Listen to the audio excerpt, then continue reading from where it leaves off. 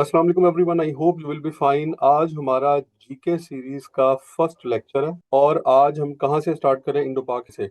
ठीक है, तो इंडो पाक हिस्ट्री के अंदर हम लोग 712 से लेके 1947 तक का जो हमारी हिस्ट्री है उसको डिस्कस करेंगे और उसके बाद 1947 से लेके 2025 तक की पॉलिटिकल और कॉन्स्टिट्यूशनल डेवलपमेंट्स को भी हम साथ ही डिस्कस करेंगे। ठीक है, तो ये सारे का सारा जो है वो हमारा इंडो पाक हिस्ट्री का इसमें जो है वो सिलेबस होगा। बच्चों, इंडो पाक हिस्ट्री को स्टार्ट करने से पहले जो है वो मैं इसको थोड़ा सा पस मंजर आपको बताना चाहूंगा, क्योंकि मैंने ये आपको बताया है कि ये 712 से शुरू होती है। ठीक है, मोहम्मद बिन कासिम की आमद के साथ। तो इससे पहले क्या था, तो मैं इसको कनेक्ट करूंगा नबी पाक सल्लल्लाहु अलैहि वसल्लम की वलादत से। ठीक है, और चूंकि नबी पाक सल्लल्लाहु अलैहि वसल्लम की वलादत, उसके बाद आप सल्लल्लाहु अलैहि वसल्लम का मक्की दौर, मदनी दौर, खुलफाए राशिदीन का दौर, वो सारे का सारा हमने इस्लामियात में डिस्कस करना है। तो हम इसको क्या करेंगे कि इसको इस्लामिक स्टडी के साथ क्या करेंगे, कनेक्ट कर देंगे, ताकि आपके लिए हिस्टोरिकल कनेक्टिविटी जो है वो आसान बन जाए।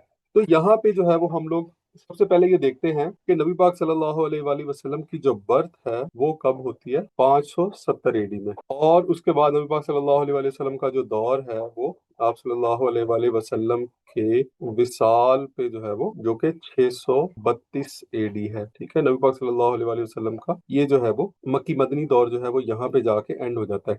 इसके बाद खुलफाए राशिदीन या राशिदून कैलिफेट जिसको कहा जाता है वो स्टार्ट होता है। ये शुरू होता है 632 से और चलता है 632 से, यानी नबी पाक सल्लल्लाहु अलैहि वसल्लम के रहलत फरमाने से या विसाल से शुरू होता है और 661 तक चलता है, जब हजरत अली रजी अल्लाह तआला अन्हु की शहादत होती है। तो सबसे पहले कौन आते हैं जी? हजरत अबू बकर, जो कि 632 से 634 एडी तक जो है वो सिर्फ 2 साल जो है वो इनका टाइम पीरियड है, पहले खलीफा थे ये। दूसरे नंबर पे आते हैं हजरत हजरत उमर रजी अल्लाह तआला अन्हु। इनका टाइम पीरियड कब से है बच्चों? इनका टाइम पीरियड है 634 से 644, यानी कि 10 साल जो है वो इनका टाइम पीरियड है खिलाफत का। तीसरे नंबर पे आ जाते हैं हजरत उस्मान। हजरत उस्मान का जो टाइम पीरियड है वो 644 से 656 एडी तक चलता है और ये तकरीबन 12 साल का टाइम पीरियड था। और चौथे नंबर पे आते हैं हजरत, इसके बाद हजरत अली रजी अल्लाह तआला अन्हु। आप रजी अल्लाह तआला अन्हु का जो टाइम है वो 656 से 661 एडी तक चलता है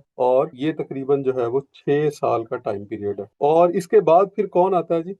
इसके साथ ही जो है वो राशिदून कैलिफेट या खुलफाए राशिदीन का जो दौर है वो क्या होता है, वो खत्म हो जाता है। ठीक है, खुलफाए राशिदीन का दौर जो है वो बस यहीं तक है। इसके बाद फिर बनु उमैया की हुकूमत आ गई।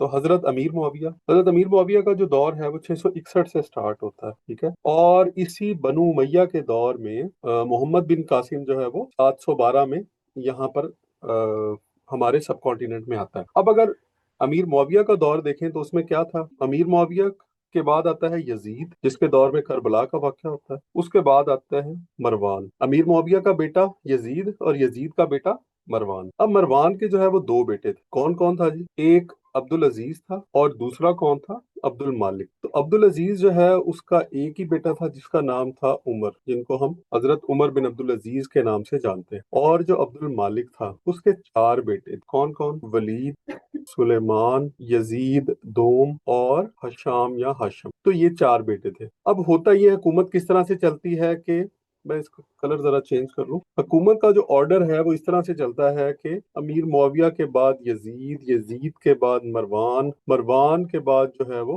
अब्दुल मालिक, अब्दुल मालिक जो है उसके बाद कौन आता है? वलीद, वलीद के बाद सुलेमान, फिर सुलेमान के बाद हजरत उमर बिन अब्दुल अजीज, उस उनके बाद यजीद, और यजीद के बाद जो है वो हशाम या हश। तो ये तारीख जो है वो इस तरह से चलती है। हम जिस दौर का जिक्र कर रहे हैं बच्चों, वो दौर है वलीद बिन अब्दुल मालिक का। ठीक है, इसने के 705 से 715 तक जो है वो हुकूमत की। 705 से 715 तक का जो है वो इसका टाइम पीरियड है। और इसी दौरान में 712 में इसने मोहम्मद बिन कासिम कहाँ भेजा? सब कॉन्टिनेंट भेजा। और यहीं से जो है वो हमारी इंडो पाक हिस्ट्री स्टार्ट होती है। तो ये आप सब लोगों की हिस्टोरिकल कनेक्टिविटी के लिए जो है वो इसका थोड़ा सा बैकग्राउंड बताना बहुत ज़रूरी था। आई होप कि आप के लिए जो है वो अब इन इवेंट्स को कनेक्ट करना काफी आसान होगा। तो अब इसके बाद हम स्टार्ट करते हैं मोहम्मद बिन कासिम की आमद को। अच्छा भाई, मोहम्मद बिन कासिम जो है वो कब पैदा हुआ? तकरीबन 695 एडी में। और उसका ट्राइब क्या था? सकफी कबीला था, बनु सकीफ से उसका ताल्लुक था, बनु सकीफ। और ये ट्राइब जो है वो कहाँ पे रहता था? ये ताइफ में रहता था। याद करें نبی پاک صلی اللہ علیہ وآلہ وسلم جب طائف کے سفر پر تشریف لے کر گئے 10 نبوی میں، تو اس وقت اگر نبی پاک صلی اللہ علیہ وآلہ وسلم ان لوگوں کے لیے دعا کر دیتے یا بدعا دے دیتے اور وہ لوگ تباہ ہو جاتے، تو شاید یہ جو بنو ثقیف ہے یا یہ جو ثقفی قبیلہ ہے، یہ لوگ بھی یہاں پہ اسی وقت جو ہے وہ مارے جاتے سارے کے سارے۔ لیکن اب دیکھیں کہ انہی لوگوں کی وجہ سے اسلام جو ہے وہ بر صغیر کے اندر آیا، اسلام جو ہے وہ سب کانٹیننٹ میں پھیلا، بلکہ پوری دنیا میں پھیلا، ٹھیک ہے۔ تو صرف جو ہے وہ بر صغیر کے اندر جو ہے وہ ولید نے نہیں بھیجا تھا، بلکہ اور بھی ایریاز کے اندر جو ہے وہ اپنے جرنیل بھجوائے تھے، جس کی وجہ سے اسلام ہر کانٹیننٹ کے اندر پھیل گیا۔ جیسے کہ موسیٰ بن نصیر تھے، ان کو کہاں بھیجا گیا تھا؟ افریقہ۔ اور کون تھے جی؟ طارق بن زیاد، یہ ان کا تو آپ نے لازمی پڑھا ہوگا، ٹھیک ہے، برن دا بوٹ، طارق بن زیاد، ان کو کہاں بھیجا گیا تھا؟ اسپین، یعنی کہ یورپ میں۔ اس کے بعد کون تھے جی؟ قطیبہ بن مسلم تھے، انہیں کہاں بھیجا گیا تھا؟ ان کو سینٹرل ایشیا، ٹھیک ہے، ستان والے جتنے بھی کنٹریز ہیں، قازقستان ہے، تاجکستان ہے، ازبکستان ہے، ترکمانستان وغیرہ، ان ایریاز میں۔ اور پھر محمد بن قاسم ہے، اس کو کہاں بھیجا گیا تھا؟ سب کانٹیننٹ میں۔ تو یہ ولید جو ہے اس کی یہ سوچ تھی کہ اسلام کو پوری دنیا کے اندر پھیلایا جائے، اسلام کا غلبہ جو ہے وہ ہر جگہ پہ ہو۔ لیکن ولید کے بعد جو سلیمان تھا، اس کی حکومت نہیں تھی، اس نے آتے ہی جو ہے وہ سب کو واپس بلا لیا۔ یہ ہم آگے دیکھیں گے کہ ہوتا کیا ہے۔ اوریجنل نیم پوچھا جاتا ہے جی محمد بن قاسم کا عماد الدین، یہ نیفیو تھا اور کلوز ریلیٹو تھا، کس کا؟ محمد بن یوسف کا اور حجاج بن یوسف، ٹھیک ہے۔ حجاج بن یوسف کون تھا جی؟ اس زمانے میں اموی خلافت کے اندر یہ بصرہ کا یا عراق کا گورنر تھا، ٹھیک ہے، یہ عراق کا گورنر تھا، اور یہ سن ان لا بھی تھا۔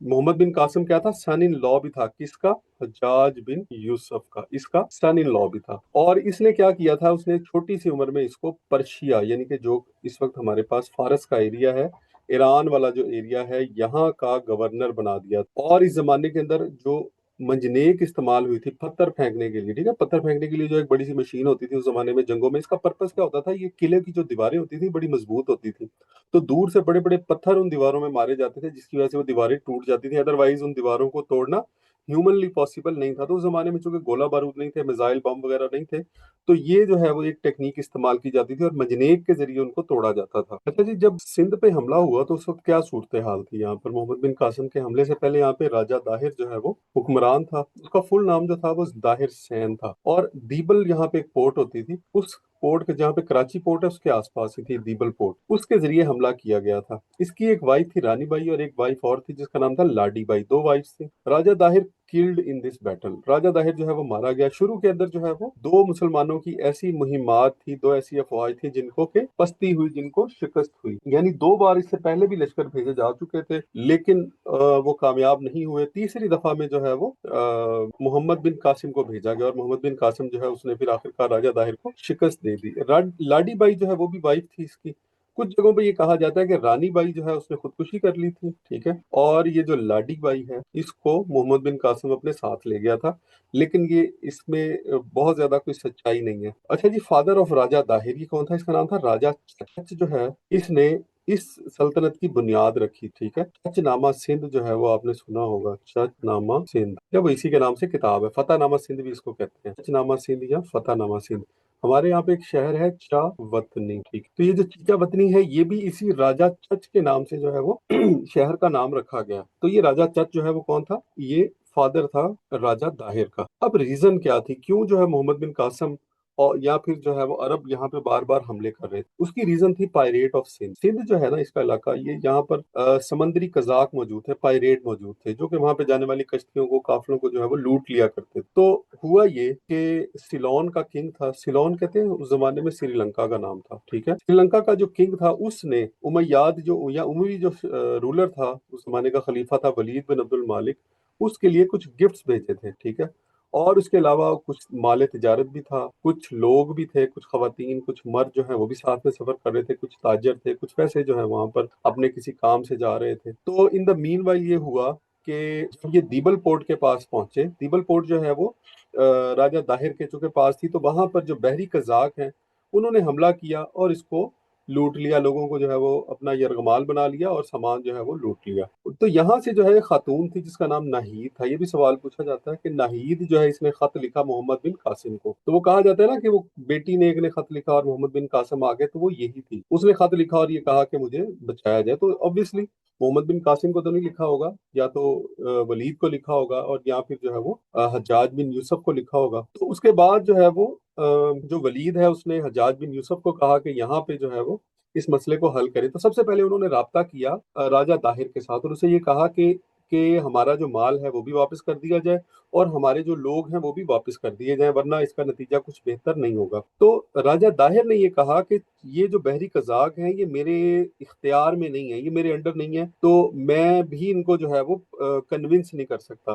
तो इसलिए आप खुद जो है वो इसका कोई हल निकालें, लेकिन हम कुछ नहीं कर सकते। लेकिन उस जमाने में ये कहा गया कि समझा ये गया अरब की तरफ से कि यकीनन ये जो बहरी कज़ाक हैं इनको राजा दाहिर की सरपरस्ती हासिल है, ठीक है, और शायद इसमें कुछ ना कुछ तक हद तक हकीकत भी हो सकती है। तो चूंकि इस मामले को जो है वो ठीक तरीके से हैंडल नहीं किया गया, उस जमाने में साफ इनकार कर दिया गया कि हम इस मामले में कुछ नहीं कर सकते। हाँ, ये भी कहा जा सकता था कि आप भी आ जाएं, हम भी आ जाएं, और यहाँ मिल के जो है वो हम इनका मुकाबला करते हैं, इनको खत्म करते हैं, तो शायद जो है वो इसका ये हल कोई निकल आता। लेकिन खैर तारीख जो है उसने इसी तरह से ही जो है वो इस तरफ एक नया रुख इख्तियार करना था। तो मोहम्मद बिन कासम के आने से पहले दो जो है मुहिमात, एक अब्दुल्ला बिन एक बुदेल थे उनको भेजा गया, और एक और थे उनके अंडर जो है वो दो इससे पहले भी जो है वो यहाँ पर एक्सपीडिशंस लॉन्च की गई, लेकिन उन दोनों को भी जो है वो शिकस्त हो गई। राजा दाहिर ने जो है वो क्या किया, राजा दाहिर जो है उसकी बहुत बड़ी सल्तनत थी, यहाँ पे सिंध सारा उसके पास था, ठीक है,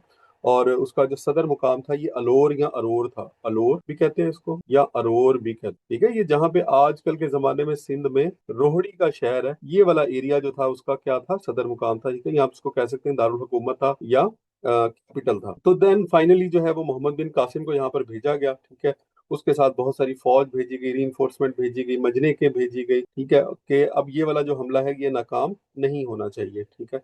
तो इसी तरह से फिर यही वाकई हुआ कि मोहम्मद बिन कासिम जो है वो उसने यहाँ पर आके जंग लड़ी बड़ी जबरदस्त किस्म की, और आखिरकार राजा ताहिर को शिकस्त दे दी। मोहम्मद बिन कासिम जो है वो 3 साल तक यहाँ पे रहा। वलीद की जैसे ही डेथ होती है तो उसका भाई आ जाता है सुलेमान, जैसे कि मैंने आपको बताया सुलेमान बिन अब्दुल मालिक। सुलेमान जो था ना वो हज्जाज और उसकी सारी फैमिली, क्योंकि हज्जाज बिन यूसुफ जो है इसका काफी असर और रसूख था इस दरबार के अंदर जब वलीद यहाँ पर खलीफा था। तो इसको जो है वो सुलेमान ज्यादा पसंद नहीं करता था। जैसे ही जो है ये सुलेमान पावर में आया अपने भाई की डेथ के बाद, तो उसने क्या किया कि उसने सबको वापस बुला लिया, मूसा बिन नुसैर को भी वापस बुला लिया, ठीक है, कुतैबा बिन मुस्लिम को भी, तारिक बिन जियाद को, और मोहम्मद बिन कासिम को, ये सबको बुला के वहां पे कैद कर दिया, और उसी कैद के अंदर ही जो है वो डेथ हो जाती है। Muhammad bin Qasim was called back and put to death in prison, ठीक है, 715 में, और एट द एज ऑफ 20 जो है 715 में फिर इसको इतना ज्यादा इस पे जुल्म करते हैं। इराक की एक जेल थी मूसल,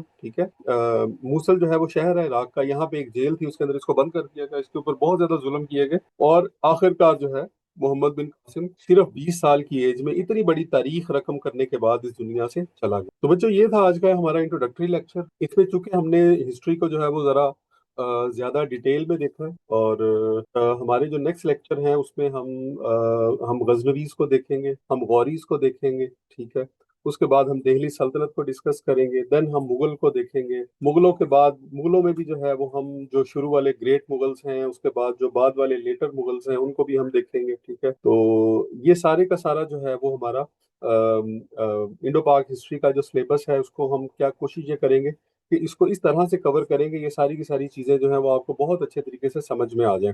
तो आई होप कि आज के इस लेक्चर ने आपके नॉलेज में इजाफा किया होगा। Wish you all the best for your all the GK journey. Allah Hafiz. Thank you so much.